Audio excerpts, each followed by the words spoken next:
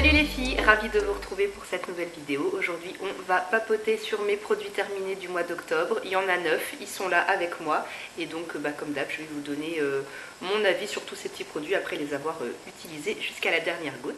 Et on démarre ce débriefing de produits finis comme d'hab avec la partie corps. Donc gel douche tout d'abord. Celui-ci c'est de la marque Bulle et Gourmandise. C'est ma copine qui m'avait offert ça. Je ne sais plus si c'était à un anniversaire ou un Noël. C'est un gel douche parfumé à la griotte sauvage, instant fruité et exquis.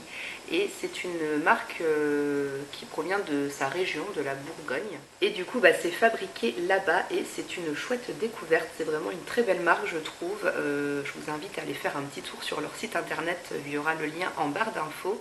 Il y a vraiment des belles choses et c'est surtout les senteurs qui sont assez attirantes, je trouve. Je serais presque tentée de passer une commande pour tester d'autres gels douche, d'autres senteurs parce qu'il y a des parfums vraiment sympas. Et celui-ci à la cerise, il était vraiment chouette. Ça sent vraiment bon la cerise. C'est une cerise un peu beaucoup sucrée quand même, mais je trouve que ça fait pas trop chimique ni trop écœurant. Et c'est un gel douche que j'ai utilisé cet été puis que j'ai fini au début de l'automne du coup. Et j'ai adoré m'en servir pendant la période estivale. En plus de l'odeur très sympa qui embaume plutôt bien, ça mousse bien. Donc vraiment un gel douche très agréable à utiliser. Et puis le flacon aussi est plutôt joli et sympa à exposer dans la salle de bain.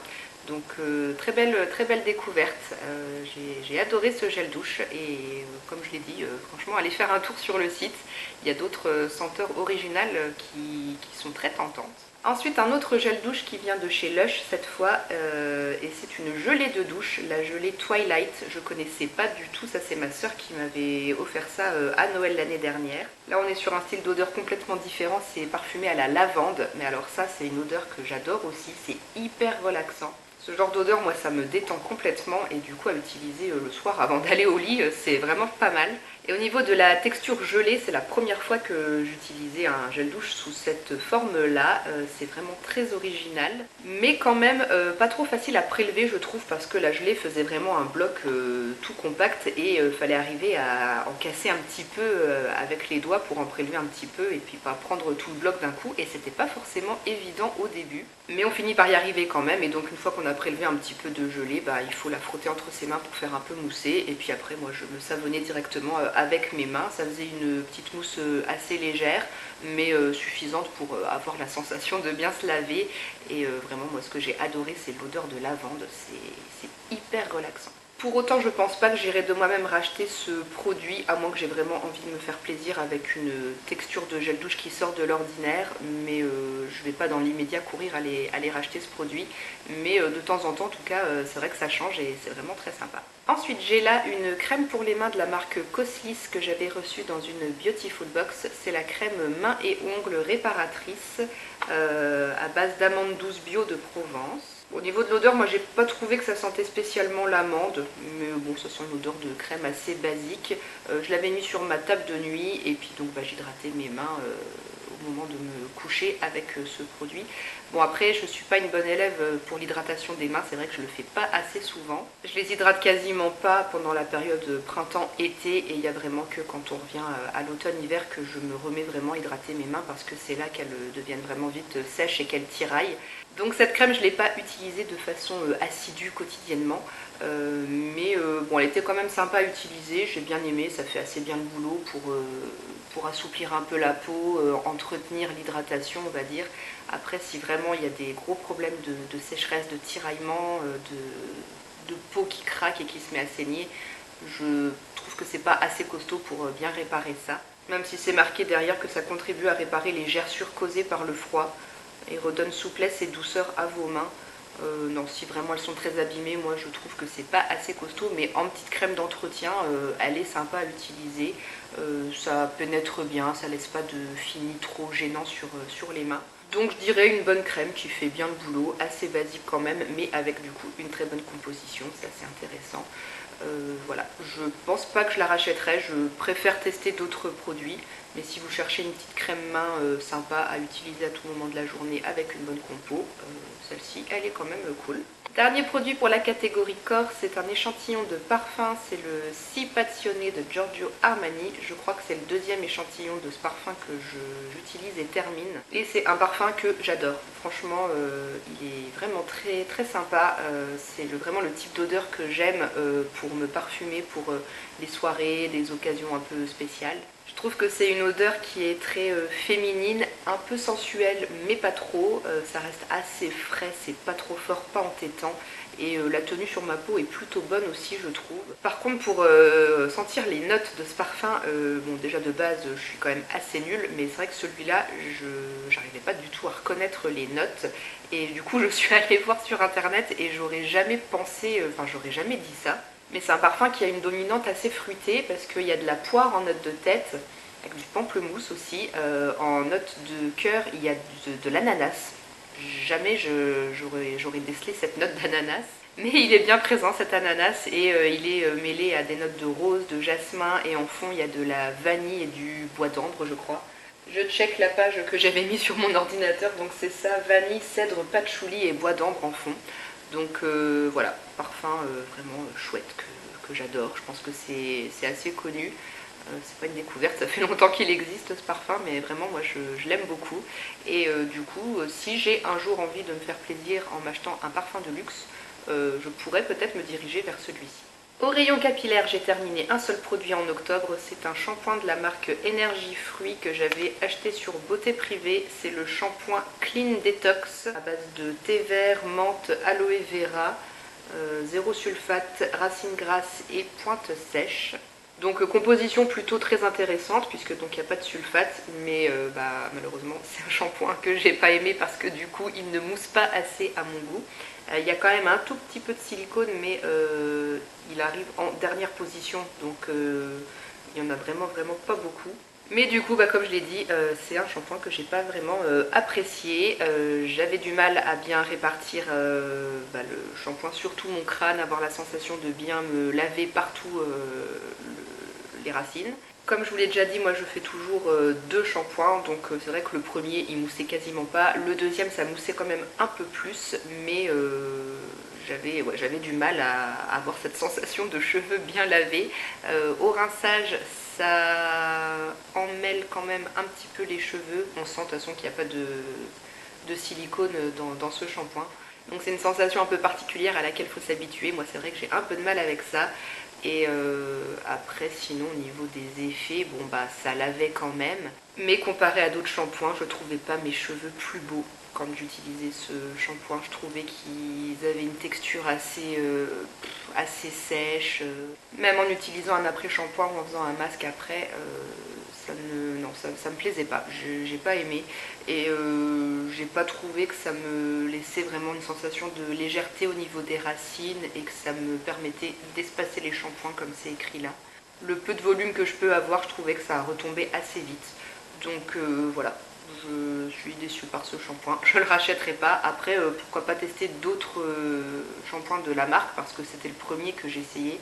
Je sais qu'il existe d'autres choses, mais donc ouais, pourquoi pas tester celle-là, mais ce shampoing en particulier, ça c'est sûr, je ne rachète pas. On passe maintenant aux soins visage. De la marque Garnier, j'ai terminé la solution micellaire tout en un pour peau sensible. C'est un petit format voyage de 100 ml que j'avais acheté exprès pour mon voyage à New York au mois d'avril. Ça prenait pas trop de place et du coup ça passait dans ma valise cabine. Donc j'avais pris ça pour pouvoir me démaquiller le visage le soir en première étape avant le nettoyage sous la douche, histoire de pouvoir enlever le plus gros du maquillage du teint. Et pour cette utilisation là c'est vraiment une très bonne solution micellaire, ça fait bien le boulot. On sent que les micelles elles captent bien vraiment le plus gros de la pollution, des impuretés, du maquillage. C'est marqué que c'est pour visage, yeux et lèvres, sans rinçage, mais bon, les solutions micellaires, je conseille quand même de les rincer moi. Et par contre pour les yeux, j'ai essayé une fois et moi ça m'a un peu piqué, donc non, ça j'ai pas apprécié pour les yeux, mais pour le visage en tout cas ça fait très bien le boulot, il n'y a pas de souci. Donc ça je peux être éventuellement susceptible de racheter plus tard si je retombe dessus en promo, surtout chez Leclerc ou autre. J'achète souvent mes produits basiques de soins visage comme ça quand il y a des promos. Ensuite j'ai terminé un autre produit qui venait d'une Beautiful Box, c'est de la marque Sanoleo et c'est le stick lèvres naturel, donc un baume à lèvres que moi j'utilisais en journée. Il avait une petite odeur légèrement vanillée assez agréable et donc je l'utilisais en général 2 fois par jour, une fois le matin et puis en général j'en remettais en début d'après-midi, souvent après ma pause repas au travail. Et c'est un baume à lèvres que j'ai vraiment beaucoup apprécié, il fait bien son travail, la composition est courte, il y a seulement 5 ingrédients. C'est produit en France à Toulouse, je crois bien. Ça contient du beurre du karité, de la cire d'abeille et ça fait bien son travail. La texture était plutôt agréable sur les lèvres, c'était ni trop épais ni trop léger, on sentait vraiment que ça enrobait juste ce qu'il faut les lèvres pour bien les hydrater, bien les protéger. Quand je mettais un rouge à lèvres par-dessus, ça se comportait bien, il y avait une bonne compatibilité. Donc voilà, produit assez basique mais efficace. Bon, le packaging plastique bleu, ça envoie pas trop du rêve, mais franchement, c'est un bon stick. Mes lèvres étaient bien hydratées et je ressentais pas le besoin de devoir en réappliquer souvent en cours de journée. Je vous dis souvent, j'en remettais seulement une fois dans la journée. Donc c'est que ça fonctionne bien, pas comme du coup le nouveau baume à lèvres par lequel je l'ai remplacé, un baume à lèvres de chez Yves Rocher. Celui-là, je ressens plus souvent le besoin d'en remettre en cours de journée, je trouve. Donc voilà, ça me fait dire vraiment que celui-ci, il fait bien son travail. De là à le racheter, je sais pas, parce que c'est vrai que j'aime bien tester un petit peu d'autres choses. Je sais pas si je peux arriver à le retrouver aussi, il faudrait que je regarde. Mais en tout cas, il fait bien le boulot. Ah, j'ai la gorge un petit peu sèche, je dois avoir une voix un peu bizarre, je m'excuse. On termine avec la catégorie make-up.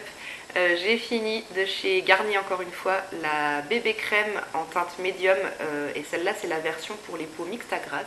C'est dans leur nouveau packaging en plus un peu cartonné comme ça, donc pour la préservation de la planète c'est pas trop mal. Alors cette bébé crème je la connaissais dans sa version pour peau normale je crois, en teinte claire que j'avais déjà utilisée il y a quelques années et du coup j'avais pris celle-ci en teinte médium et pour peau mixte à grasse pour utiliser plutôt l'été quand il fait un peu plus chaud. Bon, j'ai essayé de choper un petit peu de matière pour essayer de vous montrer la teinte médium, mais je sais pas si on verra grand chose. Elle peut encore être assez adaptée à ma carnation, même d'un mois de novembre. Parce que de base, j'ai pas une peau vraiment très très claire, moi je suis quand même plutôt médium. Mais en tout cas, pour l'été, c'est vrai que ça convenait bien pour les jours où j'avais envie juste de sublimer un tout petit peu mon teint sans forcément mettre un truc trop épais, trop couvrant.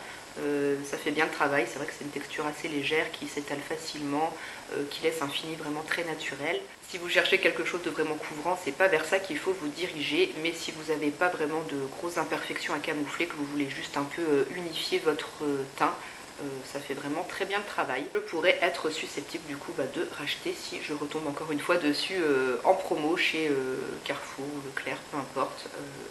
Je pense que c'était chez... Alors à l'époque c'était encore Cora. Je crois que je l'avais acheté en promo chez Cora. Et nous arrivons au dernier produit fini de cette vidéo. C'est de la marque Kiko et c'est un mascara. C'est le mascara qui venait de la collection Gold Reflections.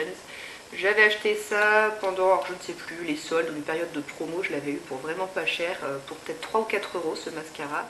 Et donc c'est un mascara noir qui se présentait avec une brosse comme ça, un peu forme sablier en poil, avec une matière qui je pense, ça se voit sur la brosse, était quand même assez épaisse. Et avec ce mascara ça a été un peu je t'aime moi non plus, ça dépendait des jours. Il y a des fois où franchement j'adorais le rendu qu'il faisait et d'autres fois où je sais pas, c'est peut-être mes cils qui voulaient pas coopérer le jour là, mais des fois le rendu ça me plaisait pas. Surtout au début quand je l'ai entamé, c'est vrai que je trouvais qu'il avait quand même tendance à coller un peu les cils, à faire pas mal de paquets, un effet un peu pâte d'araignée.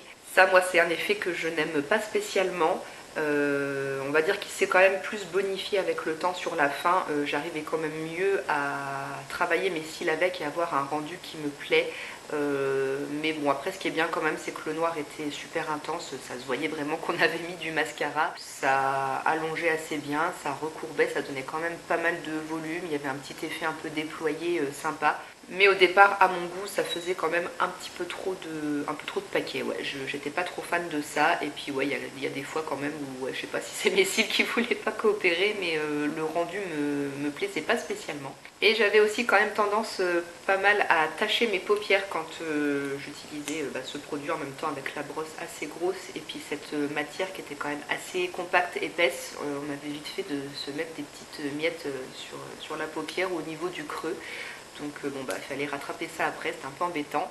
Mais dans l'ensemble et pour le prix surtout que je l'ai payé, c'était quand même un bon mascara que j'ai apprécié utiliser. Ceci dit, je pense pas que je le rachèterai. Après c'était peut-être même une édition limitée, donc je ne suis pas sûre qu'on puisse le retrouver. Mais je retesterai d'autres mascaras chez Kiko sans problème. Parce que ça reste quand même une très bonne marque de maquillage assez abordable. Voilà pour ce tour d'horizon de mes produits terminés du mois d'octobre. J'espère que la vidéo et puis tous les petits avis que je vous ai donnés pourront vous servir. Merci d'avoir regardé la vidéo en entier. Je vous fais plein de bisous et je vous dis à bientôt dans une prochaine vidéo. Ciao!